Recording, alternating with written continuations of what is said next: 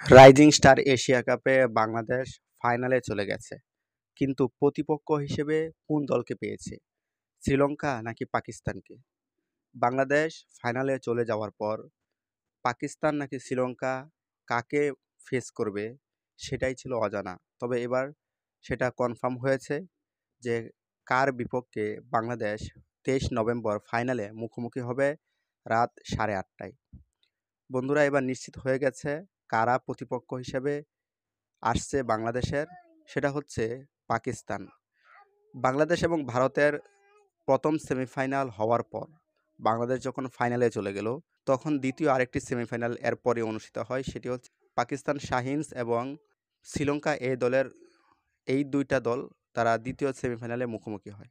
প্রথমে পাকিস্তান ব্যাট করে। পাকিস্তান ব্যাটে তেমন একটা সুবিধা করতে পারেনি। অল্প রানের টার্গেট ছিল শ্রীলঙ্কার সামনে। তো শ্রীলঙ্কা এই অল্প রানের টার্গেটটাও তারা চেস করতে পারেনি, যার কারণে ৫ রানে পাকিস্তান শাহিনস তারা জিতে যায় এবং ফাইনালে চলে যায়। প্রতিপক্ষ হিসেবে বাংলাদেশকে তারা পেয়ে বসে এবং ২৩ নভেম্বর সেই ফাইনাল অনুষ্ঠিত হবে এশিয়া কাপ রাইজিং স্টারসের। ফাইনালে পাকিস্তান শাহিনস এবং বাংলাদেশ এ দল মুখোমুখি হবে। এবার দেখা যাক ফাইনালে ট্রফি কোন দল জিততে পারে।